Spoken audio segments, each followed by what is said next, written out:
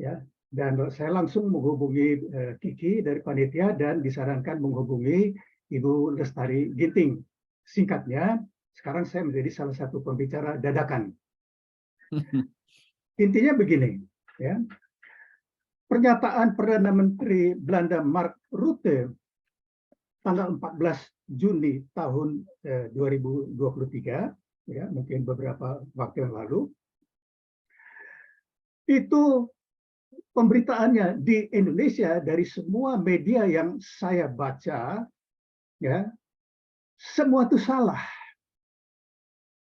Tidak cermat membaca berita-berita di Belanda, jadi tidak lagi membaca pernyataan Mark Rutte setelah perdebatan di parlemen Belanda, Tweede Kamer, dan juga pernyataan juru bicara Perdana Menteri. Ya. Nah, jadi kemudian, jadi memang itu perang yang disampaikan tanggal 14 Juni di parlemen Belanda, bahwa tadi dikutip oleh Pak Joni, akan mengakui tanpa reserve, tanpa syarat, bla bla bla. Ya, itu penipuan. Jadi penjelasannya setelah perdebatan baru disampaikan. Saya kumpulkan dari beberapa media di Belanda, NOS dan sebagainya, Algemene Dagblad. Ya. Jadi antara lain yang disampaikan itu adalah pengakuan ini tidak berlaku untuk masalah hukum. Dari segi hukum tidak ada perubahan. Kedaulatan telah diberikan kepada pemerintah RIS, walaupun tidak disebutkan, tetapi akhir tahun 49, dan itu versi Belanda hanya dapat diberikan satu kali. Ya. Kemudian Mark Rutte menilai bahwa proklamasi 17 Agustus hanya sebagai fakta sejarah. Selanjutnya disampaikan juga oleh juru bicaranya, pengakuan ini tidak ada hubungannya dengan pertanyaan apakah Belanda telah berperang selama 4 tahun di Indonesia. Kemudian Mark Rutte juga menyatakan, tadi disebut juga oleh Pak, kalau nggak salah oleh Pak Margana. Ya, Margana, bahwa Mark Rutte akan berkonsultasi dulu dengan Presiden Jokowi. Akan berkonsultasi. Jadi itu belum pengakuan. Nah, jadi kalau kita membaca, tadi Pak Joni juga dalam diagramnya itu menuliskan tanggal 17 Agustus tahun 2005, Menlu Belanda Benpot di Jakarta menyampaikan penerimaan de facto, ya, de facto acceptance, ya, bukan recognition, bukan pengakuan de jure, ya. Nah ini tanggal, jadi tidak banyak yang mengetahui bahwa Mark Rutte, Benpot, Menlu Belanda waktu itu datang ke Jakarta tanggal 16 Agustus, itu adalah hasil tuntutan dari organisasi yang saya pimpin, Komite Utang Kehormatan Belanda, KUKB. Jadi tanggal 20 Mei tahun 2005, kami menyampaikan petisi ke melalui kedutaan Belanda, menuntut pemerintah Belanda untuk dua hal. Mengakui de jure kemerdekaan Indonesia 17 Agustus 45. Kedua, meminta maaf kepada bangsa Indonesia atas penjajahan, perbudakan, pelanggaran HAM berat, dan kejahatan-kejahatan tentara Belanda. Nah, ini adalah petisi kedua.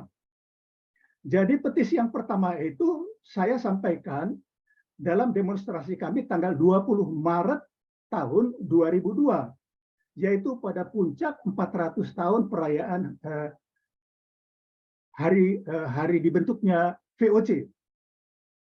Kebetulan ada televisi Belanda NOS yang terkenal meliput dan menayangkan pagi itu juga di Belanda. Nah, itulah rakyat Belanda, terutama generasi muda, pertama kali mengetahui, ya, adanya penjajahan, perbudakan, dan kejahatan dan agresi Belanda karena diberitakan semua.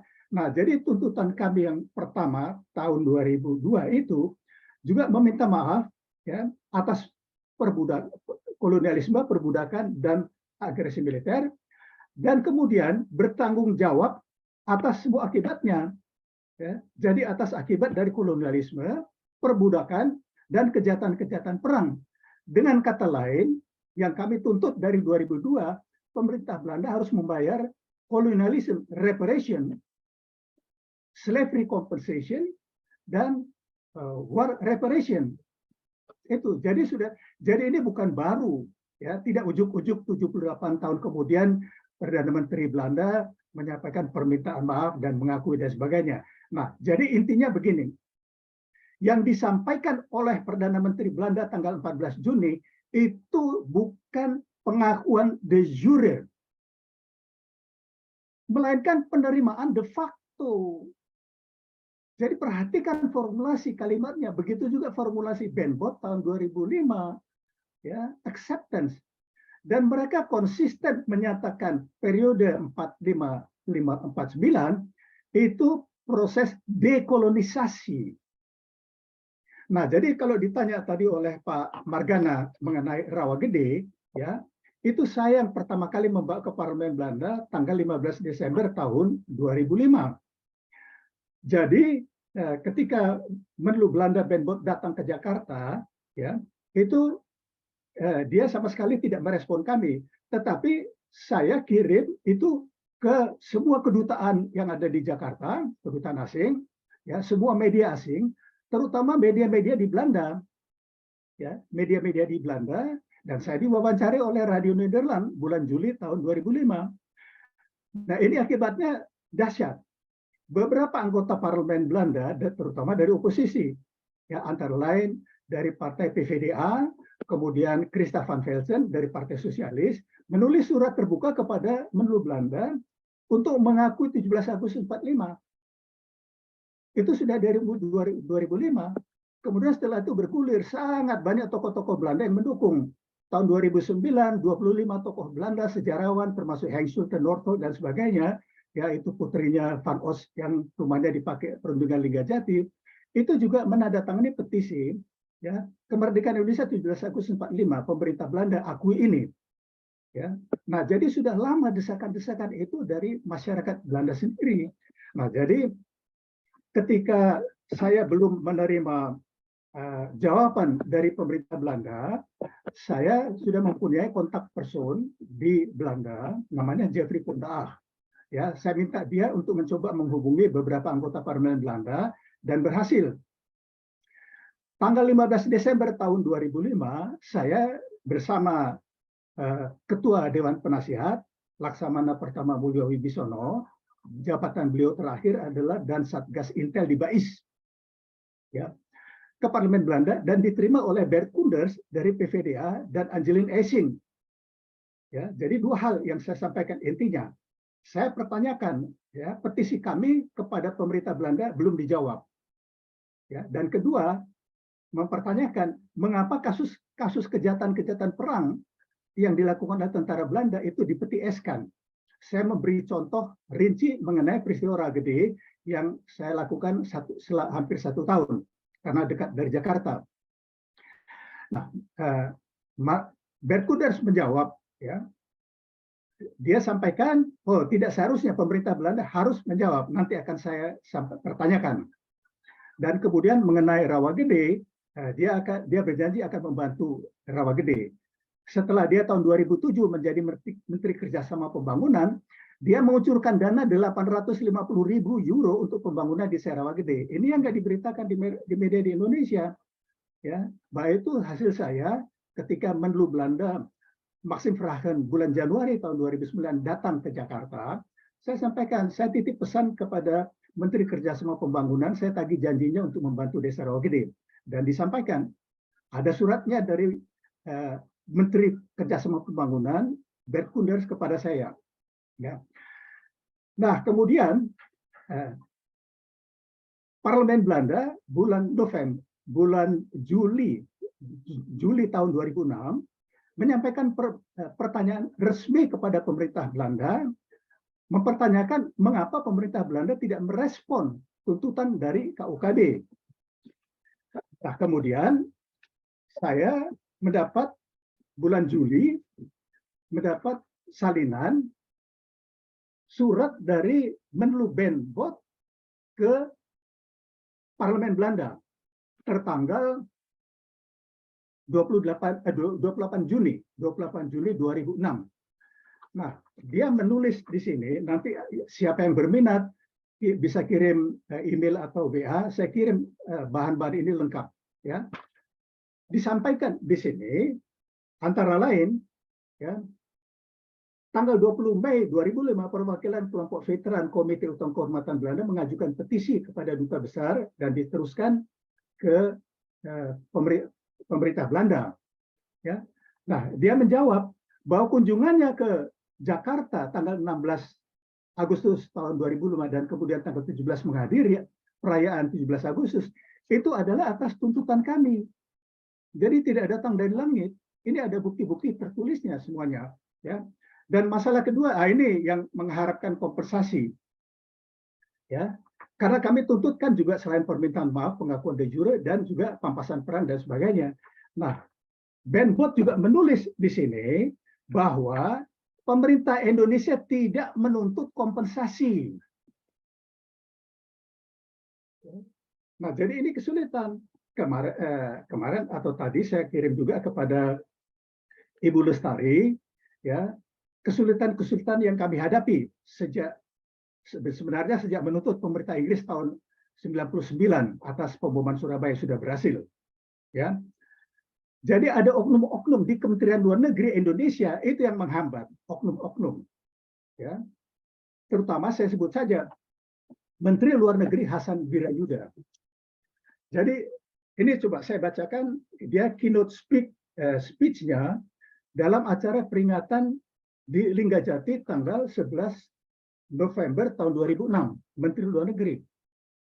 Di mana dia mengatakan antara lain kemerdekaan dimungkinkan dalam pengertian hak menentukan nasib sendiri apabila demand metropolitan powers negara penjajah dapat menyetujui by agreement sesuatu yang merupakan akibat dari kesepakatan, bukan merupakan hak, tetapi produk dari perundingan. Nah, ini kalimat berikutnya. Kalau pihak yang lain tidak setuju, maka kemerdekaan itu tidak akan ada. Ya, ini Menteri Luar Negeri Indonesia yang bicara di depan Duta Besar Belanda. Dengan kata lain, menurut Hasan Wirayuda, ya, proklamasi 17 Agustus 45 itu tidak sah karena Belanda tidak mengakui. Nah, inilah kesulitan kita terbesar. Jadi kesulitan saya selama 20 tahun, bukan di Belanda tapi di Indonesia. Berulang kali dicoba dihambat dan sebagainya. Ya. Dan itu semua kami laporkan ke Kepala BIN pada waktu itu, Syamsir Siregar, yang pada waktu itu resmi mendukung kami. Ya, 2 kali saya ke Parlemen Belanda, bulan Oktober tahun 2007 dan bulan April tahun 2008, dibiayai oleh BIN. Semua demo, seminar, kedutaan Belanda mendatangkan para janda dari Rawagede. Ya. Jadi atas tekanan yang besar dan pemerintah Belanda mengetahui bahwa kami mendapat dukungan dari BIN. Ya, baik juga pemerintah Inggris. Karena dari awal kegiatan-kegiatan kami melibatkan intelijen dan diplomat. Bukan yang pensiunan, aktif. Seperti Duta Besar Indonesia untuk Belanda, Abdul Irsan, tahun 2002, sudah mendukung. Ya, dan kemudian setelah purna tugas, menjadi Wakil Ketua Dewan Penasihat. Demikian juga dengan Komnas HAM dan sebagainya. Ya, mantan Komisioner Komnas HAM, Safruddin Bahar, setelah purna tugas 2007, juga menjadi anggota Dewan Penasihat. Nah, jadi kegiatan-kegiatan kami, pemerintah Inggris, pemerintah Belanda tahu, ya, bahwa ini bukan swasta murni. Dan konsep ini kami sampaikan ke Kementerian Luar Negeri Indonesia, waktu itu diterima oleh Abdurrahman Mataliti, Dirjen di Kemlu. Kami sampaikan, ya, yang kami lakukan ini yang dinamakan second track diplomasi. Hal-hal yang harus dilakukan oleh satu pemerintah, tapi tidak bisa resmi dilakukan oleh pemerintah. Ya. Nah, jadi ini yang dikenal dan kami sampaikan pemerintah bermain sebagai good guy, kami bad guy yang menuntut menendang di kaki ya dan sebagainya. Dan ini efektif. Nah, terbukti bahwa gerakan kami sejak tahun 2001 ya, sejak 2002 ya, itu sudah membangkitkan betul-betul kesadaran pada generasi muda. Dan ini diakui oleh beberapa sejarawan Belanda, antara lain Stef Scagliola, ya, itu menyampaikan ke saya, ya, bahwa ini peran kamu besar sih sampai selama lebih dari 20 tahun, ya, konsisten menuntut pemerintah Belanda. Nah, jadi ketika saya di Belanda beberapa kali, saya menawarkan, ya, kami sebagai korban kolonialisme, perbudakan dan sebagainya, ya, we are offering a reconciliation with dignity, rekonsiliasi yang bermartabat antara dua negara dan bangsa yang setara, sederajat. Ya. Nah, jadi kalau yang sekarang diributkan mengenai masalah pengakuan kedaulatan, berdirinya satu negara, ya, itu tidak memerlukan apapun, tidak memerlukan pengakuan. Saya memberi contoh mengenai pernyataan kemerdekaan Belanda dari penjajahan Spanyol tanggal 26 Juli tahun 1581. Hanya mengeluarkan satu plakat, ya, plakat Van Verlantinge, Act of Abjuration. Hanya menyatakan kami mengabaikan penjajahan Spanyol. Selesai. 7 provinsi mendirikan Republik Belanda. Pertama kali itu, Republik Belanda. Ya. Nah, jadi sekarang kalau kita ributkan mengenai masalah pengakuan kedaulatan.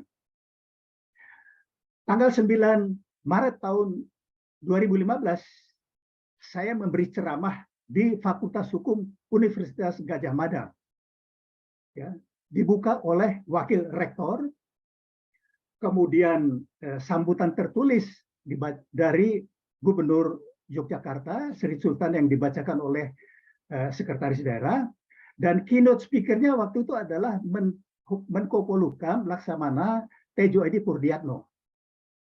Saya sampaikan intinya, ya, bahwa kalau merujuk pada Konvensi Montevideo 26 Desember tahun 1933, yang diperlukan untuk satu negara baru itu hanya 3 hal, yaitu adanya wilayah tertentu, ada penduduk permanen, dan ada pemerintahan. Ya, digarisbawahi, pengakuan dari negara lain tidak perlu. Itu Konvensi Montevideo. Ya. Nah, jadi kalau bertolak dari segi politik, dari mulai pernyataan Presiden Amerika Woodrow Wilson tahun 1918, dia pertama kali mencetuskan kalimat right for self-determination of people. Ya, dan ini diulangi lagi oleh Roosevelt dan Churchill tanggal 14 Agustus 1941 dalam Atlantic Charter, yaitu rights for self-determination of people, artinya yang dimaksud di sini adalah jajahan. Ya. Nah, itu dari segi politiknya. Tetapi kalau kita merujuk pada kemerdekaan Belanda dan kemerdekaan Amerika Serikat, hanya menyatakan Declaration of Independence tanggal 4 Juli 1776, ya, Belanda harus perang 80 tahun melawan penjajahnya Spanyol. Amerika melawan penjajahnya Inggris, ya. Ya, Inggris berhasil dikalahkan di Portsmouth, dan Spanyol 80 tahun tidak berhasil mengalahkan Belanda. Akhirnya dalam perdamaian Westphalia tahun 1648, ya, selain mengakhiri perang Kristen Katolik lawan Kristen Protestan 30 tahun, juga mengakhiri perang Spanyol Belanda, di mana akhirnya Spanyol mengakui. Nah, jadi intinya kemerdekaan Indonesia tidak memerlukan pengakuan dari siapapun, karena dari segi kalau dilihat kurun waktunya, ya, jadi kalau dikatakan ada menyatakan bahwa periode 45-49 itu revolusi, itu tidak ada pemerintah digulingkan, tidak ada apapun. Ya, kemudian dari sudut Belanda, Indonesia memberontak. Oleh karena itu dilakukan dekolonialisme, dekolonialisasi. Nah, sekarang mari coba kita tinjau tanggal-tanggal yang bersejarah. Tanggal 9 Maret tahun 1942, baik. Jadi singkatnya, pernyataan kemerdekaan bangsa Indonesia tanggal 17 Agustus itu di masa vacuum of power. Tanggal 15 Agustus Jepang menyatakan menyerah, tapi dokumen menyerah tanpa syarat baru ditandatangani tanggal 2 September. Jadi terdapat vacuum of power di seluruh wilayah jajahan bekas jajahan Belanda dan daerah pendudukan Jepang. Ya, nah jadi itu bukan revolusi, bukan pemberontakan. Jadi yang terjadi antara 45 sampai 50 perang mempertahankan kemerdekaan. Ya, karena kemerdekaan kita itu sah dipandang dari segala sudut dan tidak memerlukan pengakuan. Nah, masalah Indonesia dengan Belanda, masalah pengakuan ini begini. Ya. kalau dua negara, ini saya sampaikan ke Menlu Belanda bulan Januari tahun 2009, waktu dia datang, Martin Verhagen, saya diundang untuk ketemu. Ya, kalau dua negara mau berhubungan diplomatik, seharusnya keduanya saling mengakui. Dalam hal ini, ya, Indonesia mengakui Belanda, tapi Belanda tidak mengakui Indonesia. Nah, ini hubungan ini ilegal. Jadi kalau dari sudut Indonesia melanggar Undang-Undang Dasar 45, karena Undang-Undang Dasar kita 45, bukan 49. Ya. Dan bulan Agustus 2013 saya sudah menulis surat kepada Presiden SBY untuk memutus hubungan yang janggal. Kemudian bulan Agustus tahun 2015 menulis kepada Presiden Joko Widodo untuk memutus hubungan yang janggal ini. Nah, jadi kalau tadi Pak Margana menyinggung mengenai Rawagede, jadi memang betul, saya pertama kali membawa kasus Rawagede tanggal 15 Desember tahun 2005, bisa dilihat di Google. Kata kuncinya pembantaian Rawagede. Ada rincian, saya itu yang membawa ke Parlemen Belanda. Nah, kemudian begini, itu vonis pengadilan sipil di Belanda, itu betul, saya dapat salinan penuhnya. Ya. Jadi, butir duanya sebagai fakta-fakta dinyatakan wilayah ini sampai 49 adalah wilayah Belanda. Nah, jadi ketika vonis itu dibacakan, jadi kami waktu itu saya menugaskan ketua cabang KUKB di Belanda untuk mencari pengacara menuntut pemerintah Belanda di International Criminal Court atas kejahatan perang terhadap warga negara Indonesia. Nah, tetapi dia membayar pengacara Belanda, Sidley Becekter, yang memakai hukum Belanda dan pengadilan memutus dengan hukum Belanda. Ya, saya waktu itu menyatakan, ya, tolak putusan itu karena itu bukan tujuan utama dari KUKB. Berarti itu pengkhianatan. Dia tidak mau. Maka kami pecat dia. Kami pecat dia karena dia juga tidak mau mempertanggungjawabkan $1.000 yang kami berikan untuk mencari pengacara dan sebagainya. Nah, jadi singkatnya begini. Yang disampaikan oleh Mark Rutte itu kebohongan besar. Ya. Bukan pengakuan, karena jelas-jelas dia sampaikan ini tidak ada hubungan dengan hukum. Kedaulatan tetap ada di tangan RIS. Ya. Nah, sedangkan tadi disinggung mengenai KMB. Tahun 1956, pemerintah Indonesia, Kabinet Ali Sastro Amijoyo, itu membatalkan sepihak semua hasil konferensi meja bundar. Ya. Jadi kalau Belanda sampai sekarang merujuk masih dengan KMB, itu nggak ada guna. Karena tidak berlaku untuk Republik Indonesia. Karena RIS sudah dibubarkan tanggal 16 Agustus tahun 50, tahun 56, seluruh hasil konferensi meja bundar dibatalkan. Kemudian Mark Rutte juga menyatakan bahwa PBB juga masih merujuk tahun 49. Coba lihat lagi. Republik Indonesia terdaftar di PBB bulan September tahun 50 sebagai anggota PBB ke-60. Republik Indonesia bukan RIS. Nah, ini jadi Perdana Menteri Belanda berusaha mengecoh opini dunia terus. Ya. Nah, jadi mungkin ini sementara pengantarnya, karena sebenarnya masih panjang, ya, masih panjang, masih banyak sekali yang harus diketahui oleh rakyat Indonesia. Jadi saya barusan dapat WA dari Bapak Syamsir Siregar, dipesankan, ya, ungkap semua apa yang kita lakukan sejak 20 tahun, ya, termasuk bantuan. Saya mendapat izin dari beliau untuk sekarang mengungkap sejak 2017 mengungkap bahwa Badan Intelijen Negara waktu itu mendukung semua kegiatan kami dari 2007 sampai 2009. Mungkin itulah garis besarnya. Terima kasih atas perhatian yang diberikan.